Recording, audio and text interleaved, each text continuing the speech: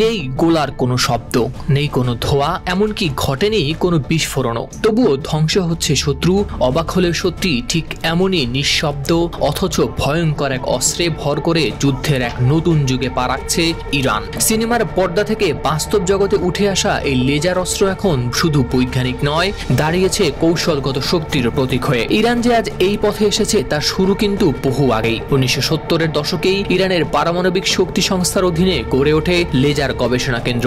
ধাপে ধাপে gas laser, semiconductor laser, এমনকি ইন্ডাস্ট্রিয়াল লেজার তৈরির সক্ষমতা অর্জন করে তারা। 2017 সালে বিশ্ব প্রদর্শনীতে অংশগ্রহণ ও 2020 সালে 10 কিলোওয়াট লেজার পরীক্ষার সাফল্যে ইরান পৌঁছে যায় বিশ্বের সেরা 5 প্রযুক্তি সমৃদ্ধ দেশের তালিকায়।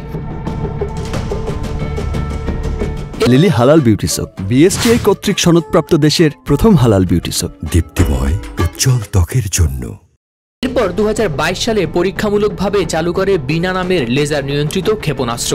শুধু গবেষণায় থেমে না থেকে তারা এই প্রযুক্তিকে বাস্তব যুদ্ধ ব্যবহার করেছে। উদাহরণ সাইলেন্ট হান্টার ও সুরুজ। সাইলেন্ট হান্টার হলো চীনের সঙ্গে যৌথভাবে তৈরি এক প্রতিরক্ষা সিস্টেম, যার মাধ্যমে 2 থেকে 4 কিলোমিটারের মধ্যে ছোট ড্রোন বা ইউএভি নিঃশব্দে ধ্বংস করা সম্ভব। অপরদিকে সুরুজ হলো ইরানের নিজস্ব বিমান প্রতিরক্ষা লেজার ব্যবস্থা, যেটি এবছরের শুরুতেই ব্যবহৃত হয় সামরিক মহড়ায়। লেজার অস্ত্রের সবচেয়ে বড় সুবিধা হলো আলোর গতির মতো দ্রুত, গোলাবারুদের প্রয়োজন নেই, বারবার ফায়ার করা যায় আর খরচও কম। তবে সমস্যা হলো কুয়াশা, বৃষ্টি কিংবা ধোঁয়ার মধ্যে এর কার্যকারিতা কমে যায়, আর দূরের লক্ষ্যবস্তুতেও এটি কাজ করে না খুব একটা।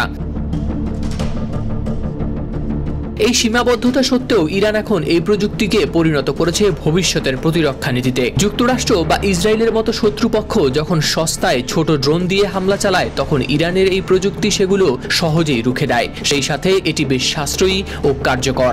সবচেয়ে উল্লেখযোগ্য দিক হলো নিষেধাজ্ঞা আর চাপের মধ্যেও চীন, দক্ষিণ কোরিয়া ও রাশিয়ার সঙ্গে মিলে ইরান এগিয়ে নিয়েছে নিজেদের প্রযুক্তি। শুধু সামরিক নয়, চিকিৎসা থেকে পরিবেশ সুরক্ষা, তারা লেজারকে ব্যবহার করতে চায় আরো বড় পরিসরে। সমর বিশেষজ্ঞরা বলছেন, ইরানের এই প্রযুক্তি শুধু অঞ্চল নয়, গোটা বিশ্বের প্রতিরক্ষা ভারসাম্যকে দিয়েছে নাড়িয়ে। হাওলাদার শামীম, RTV।